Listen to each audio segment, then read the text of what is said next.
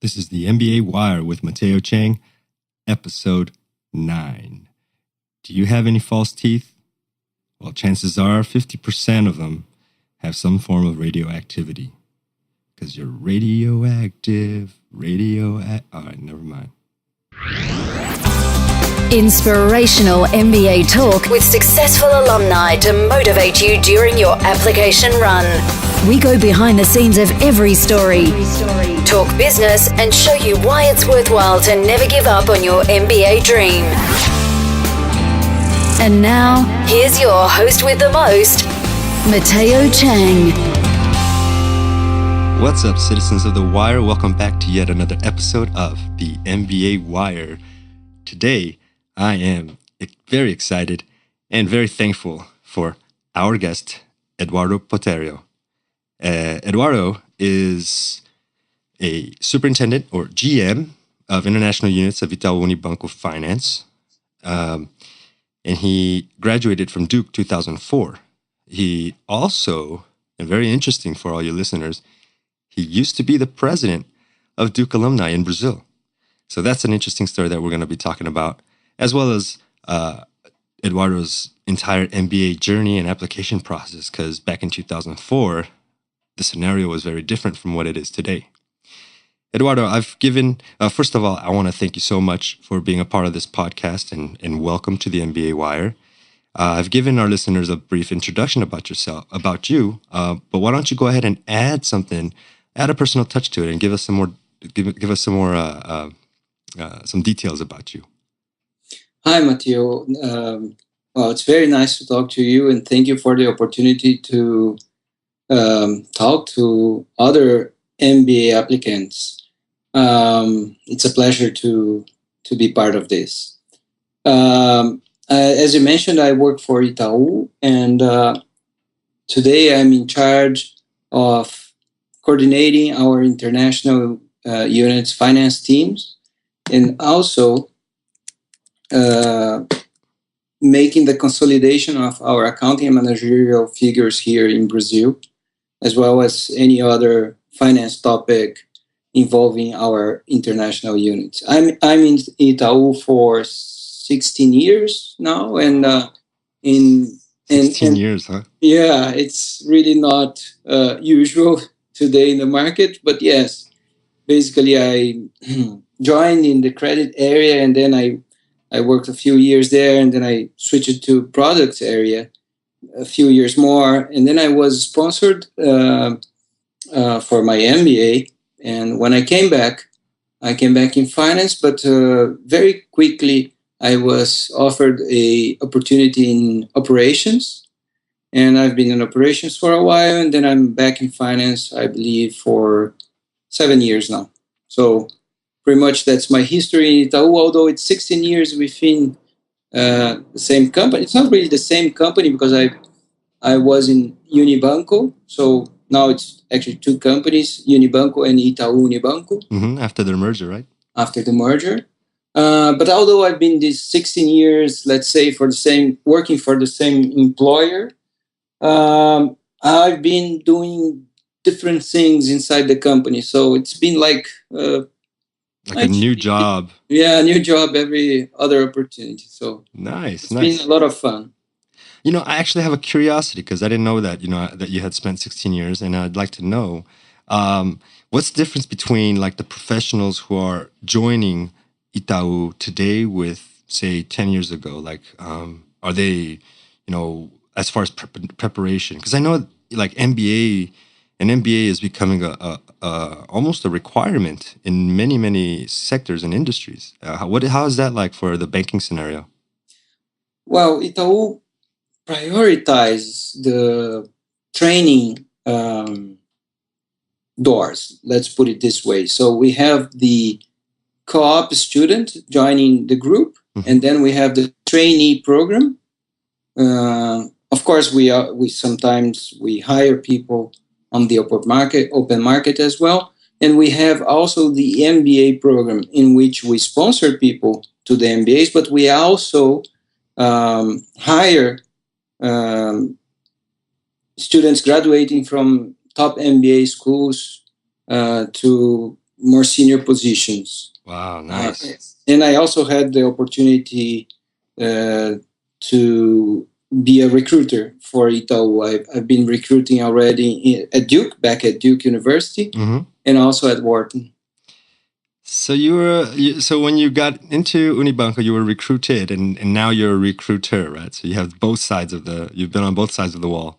Yeah, actually, when I got into Unibanco, I was recruited in the trainee program. So I had just graduated from engineering school, and then I had the opportunity to join that program, and it's a very interesting program. Basically, they provide you with training in the financial industry, and they give you exposure to some opportunities to develop yourself and show your potential. So it was really cool. Great, that's amazing. Actually, we're going to talk a little bit more about this whole recruiting thing a little bit later. Why don't we start off this episode with a motivational quote that that you either live by or that has affected your life in some way? I guess I live with something in my mind, which is pretty much do the best you can and enjoy it. In little things, not really big. I can't give you examples of big things, but I can give you examples of little things, like really interacting with your family when you're doing it, really giving yourself to work when you're doing it, interacting with the people you interact with on a very genuine and intense way. So it's pretty much do the best you can and enjoy and work hard. Like kind of work hard, play hard. Exactly. Yeah. So do the best you can, be the best you can, but enjoy it. Enjoy the ride and relax. I think that is a motivational quote that many candidates can live by, because today the level of stress that I see in students is phenomenal. And oh, definitely. Yeah, and sometimes it's so hard to get them to just relax and enjoy it. I mean, even those challenges and difficulties all are all part of character building for your future.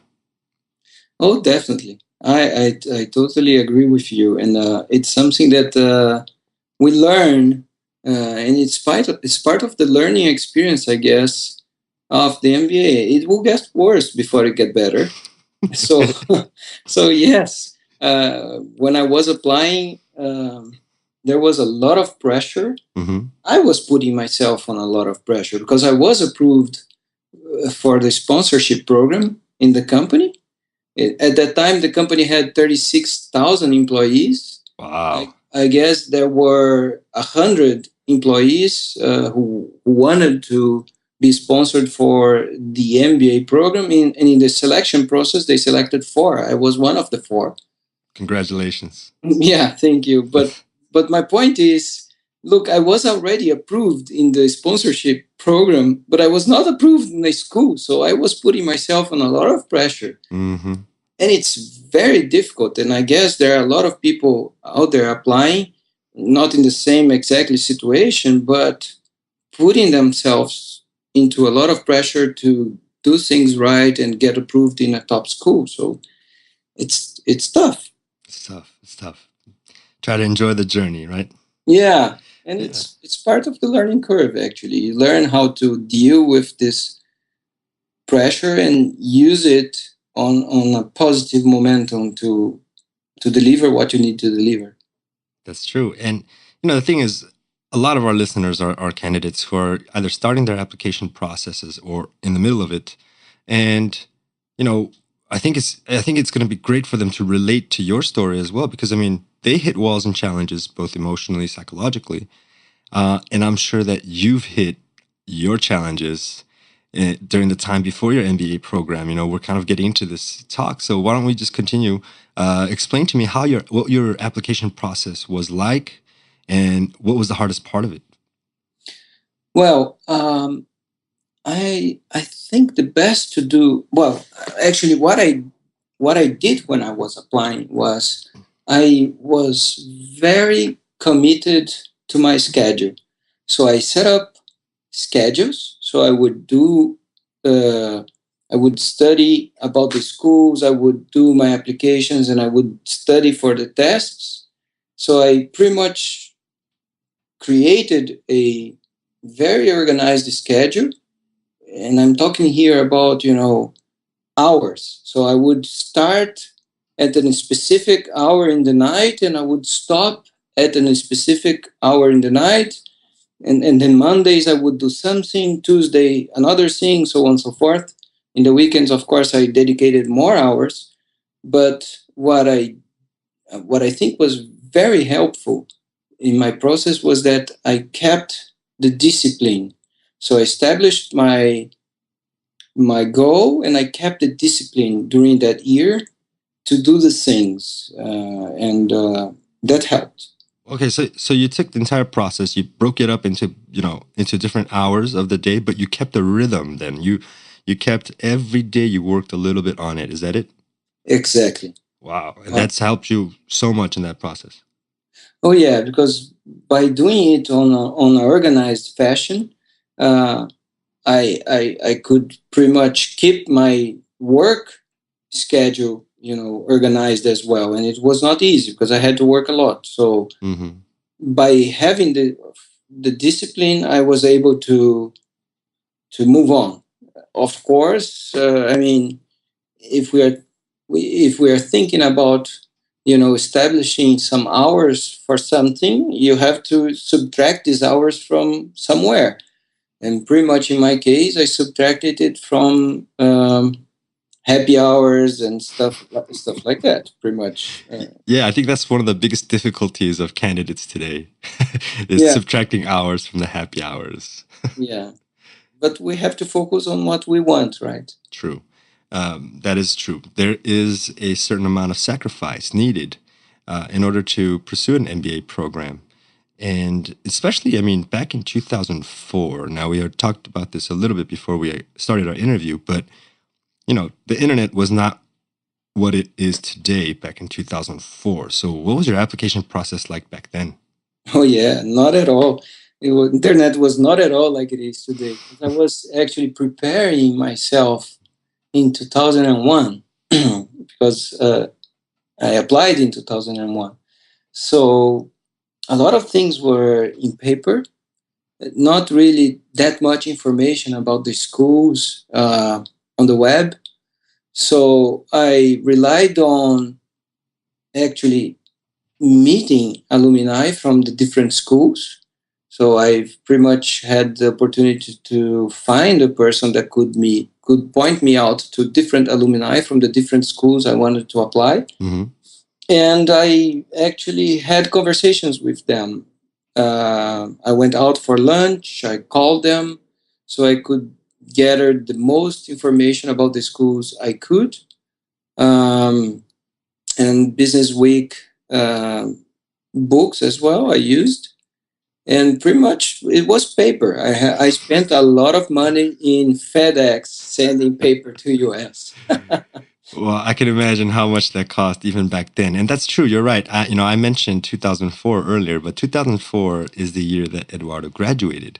That means you were applying in 2001. So 1 year before your program, you began your application process. And wow, paper-based. I mean, back then there was no LinkedIn or Facebook to connect with alumni, right? No, not at all. That was the very strict word. It was the word cold call in its purest form, just calling someone out of the blue. Yeah, definitely. Wow, that takes a little bit of courage to do as well, right? Yes, well, we'll have to get used to it, right? Especially after the MBA, when you have to network and get something done, you have to get used. So, but during the process, what helped me was that I met some alumni that were able to present me to their friends that were alumni from other schools, so on and so forth. So that helped a lot. Yeah, that definitely, networking definitely helps.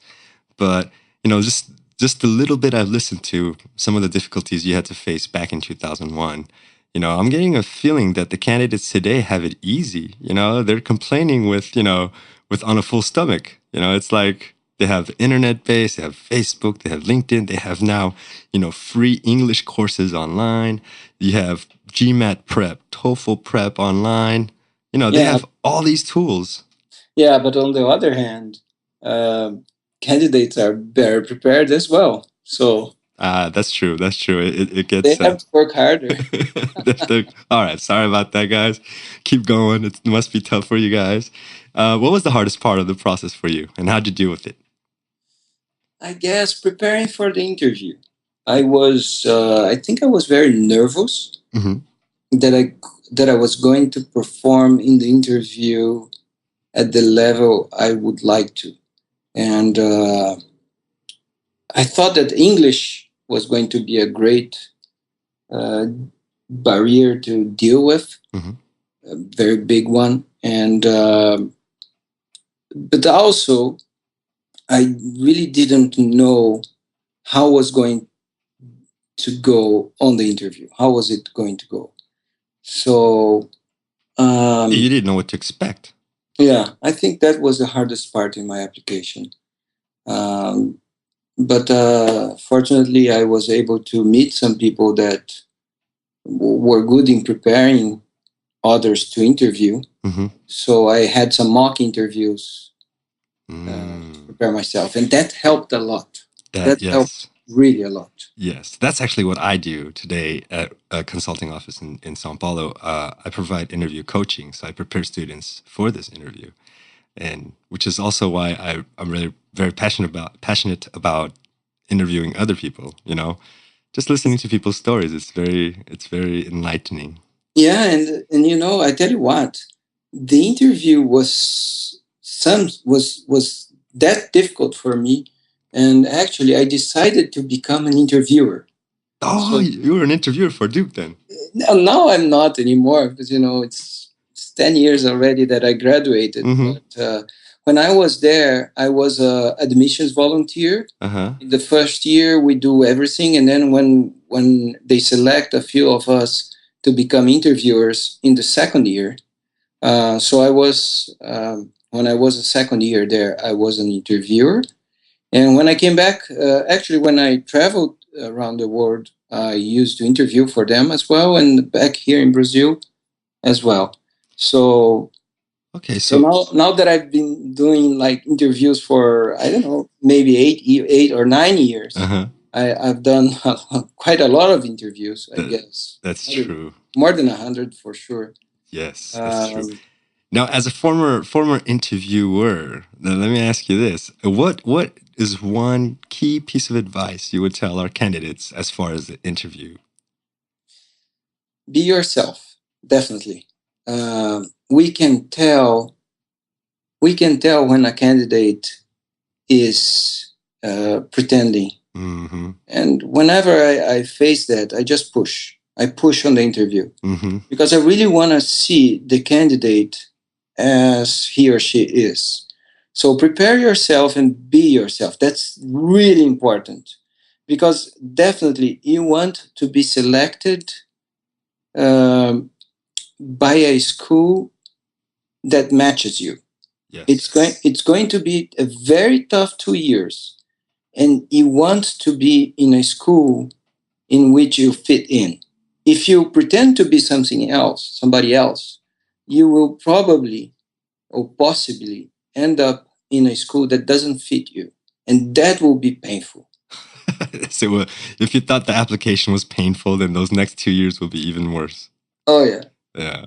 So my advice for you guys is be yourself in the interview. Of course, prepare yourself the best you can because your competitors are doing that. That's true. But I guess the more important advice is be yourself.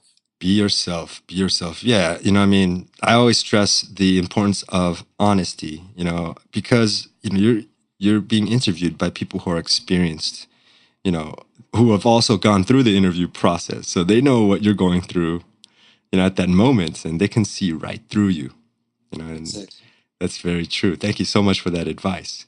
And please don't tell to your interviewer what is written on the website. He knows. Yeah, he knows. That's true. That's true. You need to be unique. You need to stand out and provide some sort of some personal, very personal reasons, not, general information. Exactly. Yes, I agree with you. Thank you so much for that amazing advice.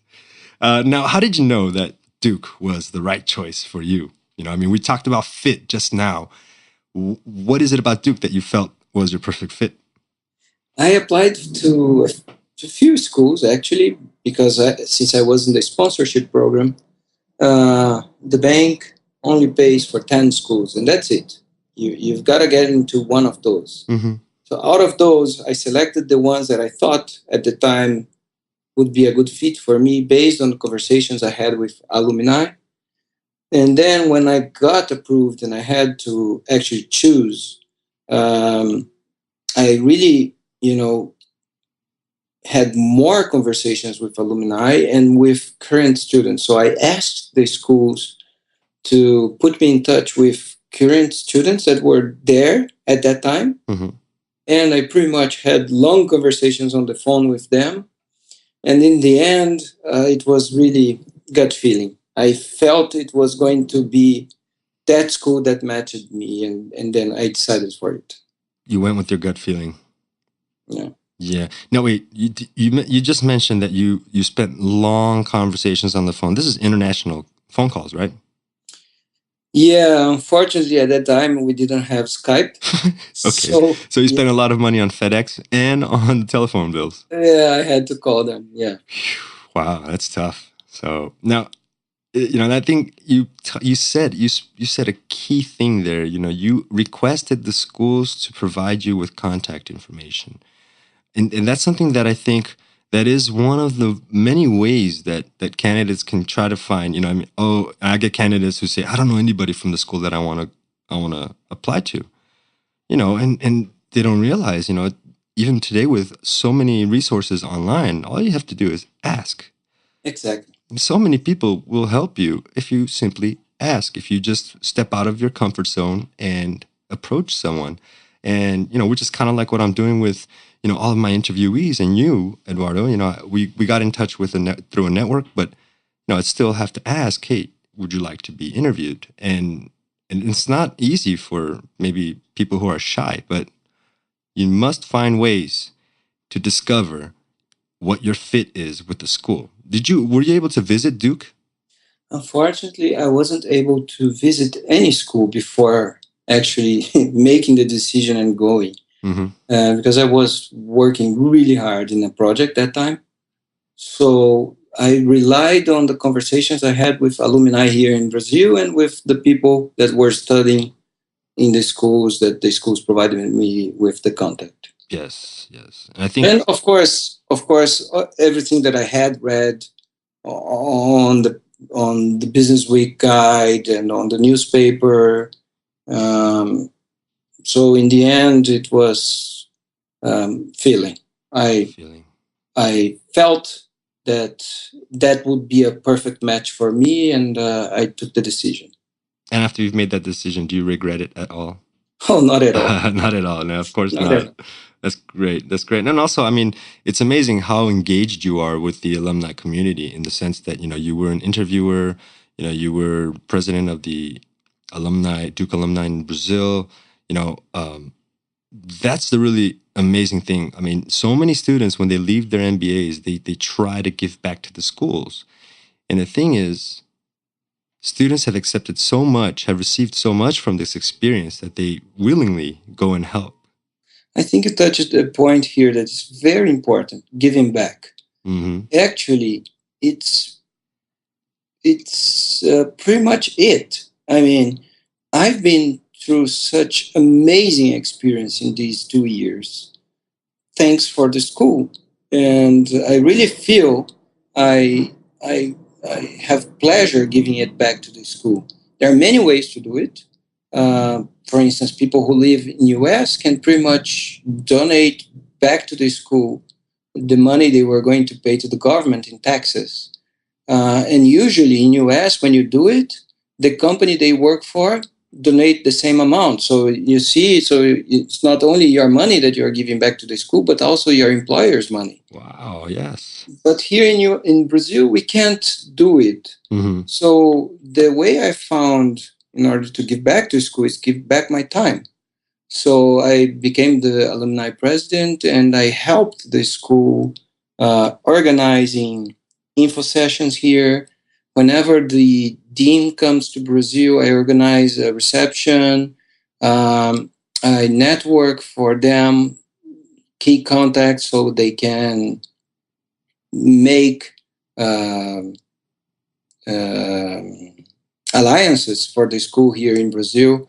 So I'm pretty much, although I'm not giving them my money, I'm helping them whenever I can. Actually, you're giving them something even more valuable than money, which is your time, in my opinion. I mean, time is something that will go and never come back. And anytime you give that to something or someone or a cause, it's just, it's priceless.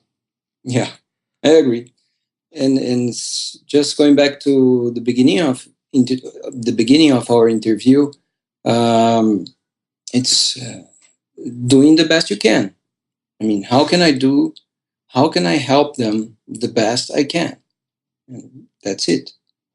Yeah. Well, now what were, like as a president of Duke Alumni, I mean, do you also organize events among alumni in Brazil, or what's that like? Yes. Well, it's 1 year now that I'm not the president anymore, but when I used to be, I used to organize events. We do events with alumni only two times a year. Mm-hmm. And we organize get-togethers with executives or with other alumni on. It's not really on a pre-established frequency, but whenever it's possible and whenever it's relevant. Relevant. And what kind of things do you guys do when you meet? Usually when we meet alumni only, we meet in restaurants or usually restaurants, and we eat and talk a lot and network. Mm-hmm. We get to know about the business of the others, especially the people that are entrepreneurs. Uh-huh. They usually do business together. So I've seen them helping each other in their businesses. Yes. Now, do you guys also talk about reminisce back in their MBA programs and some amazing or funny stories, anything like that? Oh, definitely. Oh, yes. For instance, I just came back from my 10-year reunion, and I got together with a lot of alumni here, and we were talking about our time in school, and then they wanted to get to know how's the school doing, the projects, etc. For instance, I just provided them with the information that in the World Cup, there will be a exoskeleton being used to kick off the ball in the first game. Yes, an exoskeleton, like a machine that exactly. people put on their body. Yes, okay. For people who lost the mobility in usually accidents. And that exoskeleton is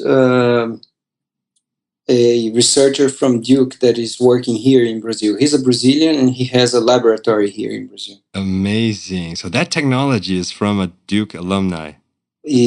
From a Duke researcher. A Duke researcher. Wow. Oh, that's amazing for the school. I mean, that's just, this exoskeleton thing. I had read about it on the news a week or two ago, and it looks very, very promising. It's going to help so many people who cannot walk or have normal functioning limbs to be able to have that back, and that's just precious. That's something that exactly, and it's totally driven by the brain. There are no controls, not anything. It's the person thinking about the movement he or she wants to do, and the exoskeleton does it. Technology is amazing. Yeah. Yeah. So do you have any funny stories you can share with us from your time in your MBA? Funny, no, there are a lot of funny stories.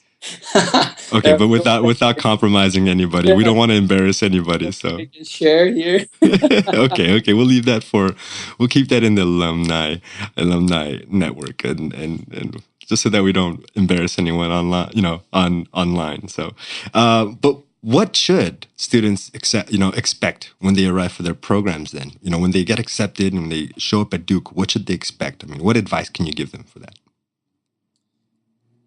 um, when they get, they will actually get what's going to happen, I guess, in the second or third month.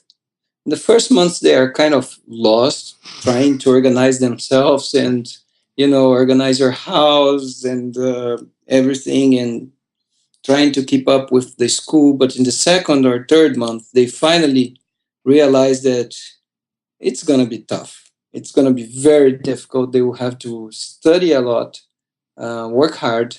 So I think first thing is calm down. I mean, yeah, it's I think very the easy to freak out, but my advice is calm down. uh-huh. um, get yourself organized and study a lot. I mean, it's a lifetime opportunity. You'll be there for 2 years, uh, studying things that are very, very relevant for your work experience. So study hard, study everything. It doesn't matter if you're a marketing guy and you're not pretty much into finance or ops.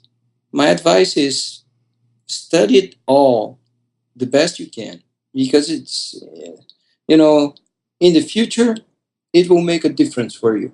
It will. So, And how has it made a difference for you? Like, I mean, are there any specific takeaways from your MBA experience that you feel like are still bringing value to you today? oh, yes, definitely. Yes. I mean, there were things that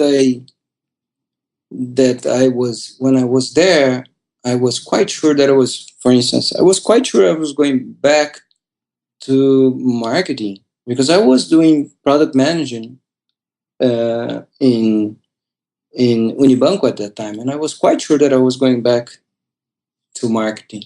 So I was studying marketing a lot, and I was not really studying finance that much, although I was working for a bank. But I did study, I would say almost all the finance subjects I studied at least a bit. Hmm. Um, guess what? I'm now into finance.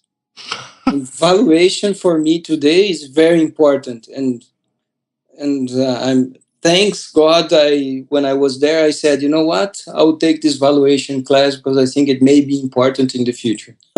Wow. It's now very important. No, it's very important. Wow. Wow. Yeah, it is. What I know for a fact is it is the school's top MBAs are top MBAs for a reason. It's their responsibility to know market trends and future trends and be able to offer you the preparation to make sure that you can be as successful as possible, Yeah. in the mid and long term. So, I think that's amazing. I mean, just the fact that something you learned over 10 years ago, today applies today to you and just in such a strong way. I mean, that's again the word.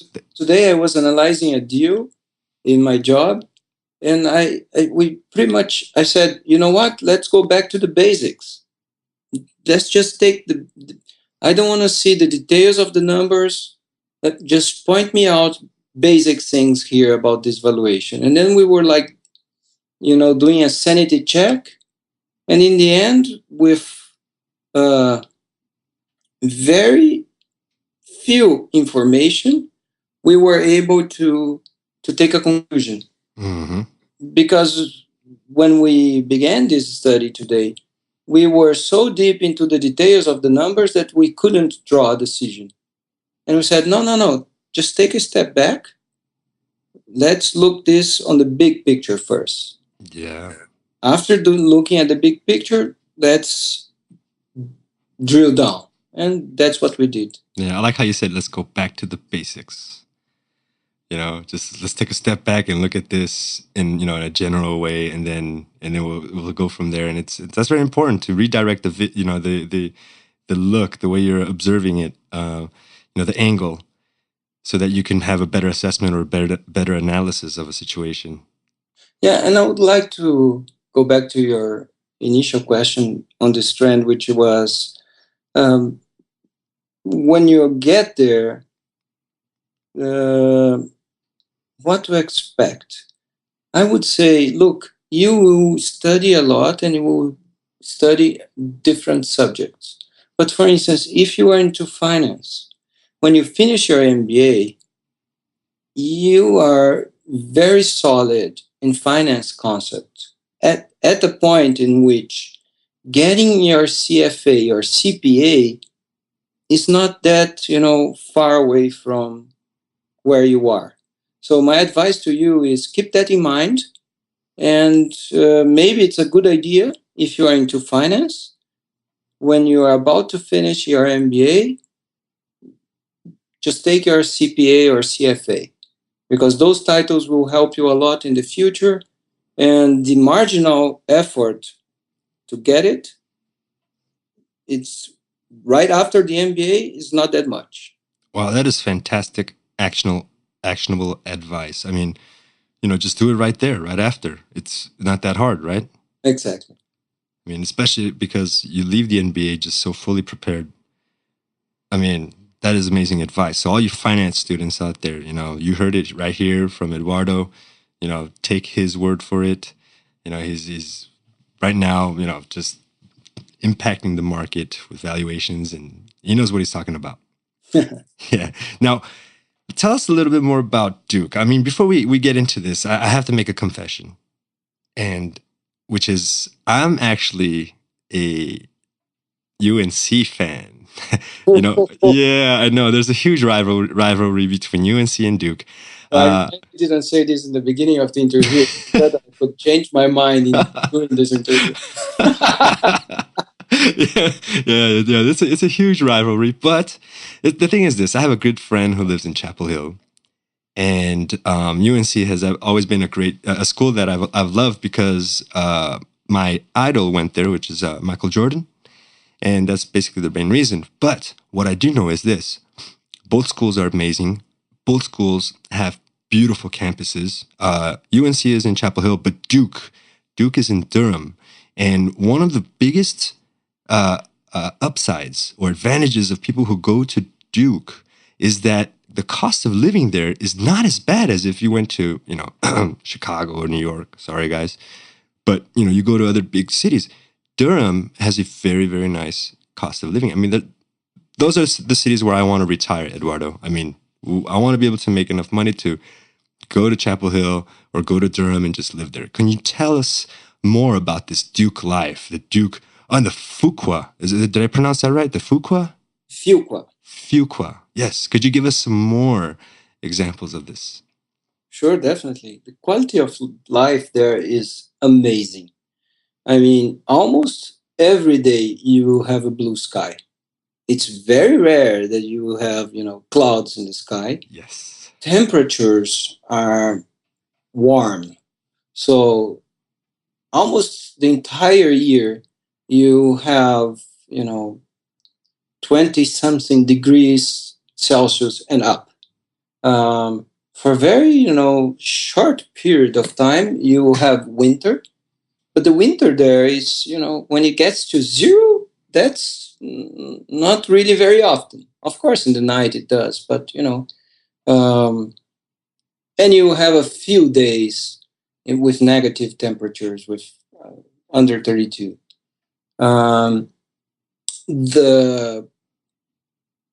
As you said, the cost of living there is very low compared to any other city in which you have a top business school. And on my opinion, the fact that Durham is such a small city, that adds so much value to your MBA experience, because you really get together with your class. And And actually, when you go to Duke University or Fuqua or Duke University, it doesn't matter. Nobody's really from there. They are from everywhere. So you have people there from everywhere, which is also an amazing experience because you get to interact with people from everywhere in the US and everywhere in the world. So, and the campus, as you said, is amazing. Yes. I'm very much into sports, and I use sports as a way to drain all the stress out, and of course it adds to my health as well. Mm-hmm. When I was there, I used to run and I used to play tennis. And guess what? I mean, there are just so many tennis courts that you can play. It's not difficult to get one and play. There are trails for you to run. The campus is amazing. You can run in the campus or on the trails.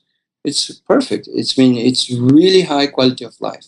Yeah, just to add to like the sports aspect. I mean, we're talking about, in that tri-city, the triangle is what they call it, the triangle, Raleigh, Durham, and Chapel Hill. We have three major universities, UNC, Durham, and North Carolina State, right? Yeah. Yes. When they have sports events, basketball, American football, I mean, students go nuts. Am I right? I mean, everyone is on the streets or everyone is on the school, everyone is cheering for their school. And it's just this energy, in the entire, in your entire surroundings that you've never, that's just amazing. There's no way to explain it, right? Oh, yeah. The first time I was into Cameroon to watch a basketball game, that was something. That was definitely something. Yes. And actually getting there is something as well, because as you can imagine, the tickets are very, very difficult to get. Mm-hmm. So the school organizes what we call camp out. So it's in the beginning of the year, you have to camp out, and you camp out in front of Cameroon for an entire weekend. And they blow a whistle, and you have to go with your team there and sign a presence list. So only the teams that signed, and it has to be the entire team. So if a person in your team got drunk during the camp out and overslept, and they lost the moment to sign the list, you are gone. So you have to pick that person up and make him or her sign the list. Only the teams that sign all the lists during the weekends are able to join a lottery. Okay? Oh. And after the lottery, they will get the chance to buy the season tickets for a discount. Wow. But it's an amazing experience. I mean, just camping out. The tickets we get allow us to stay on the court. On the court. Oh yes, it's perfect. It's amazing. You watch the game on the court. It's something else. No, wow. I mean, that's, I am a big basketball fan, and that would be something of a dream. Wow, that's, any sports fans out there. I mean, if you really enjoy sports, I personally would say, go to, take a look at Duke. Definitely take a look at Duke, and understand that in the triangle, I mean, any one of those three colleges are going to be, there's a team spirit there that's just amazing. There are huge rivalries, but they're healthy. I mean, there's, you don't get people dying or, beating each other up. Nothing like that. Yes, I mean, definitely. It's very healthy. Yes. I had very good friends at UNC. So yeah, of course it's like Brazil and Argentina in the soccer, right? I mean, we have fun with each other, etc. But I have great friends from Argentina. Yes. Yeah, I mean, it's not as bad as I'd say, just even within the teams or actually the organized, what is it? Like Torcida, the organized groups for teams. I mean, those things get violent. But in this sense, college sports are usually not, and then they're just very healthy and just amazing energy, just pure energy.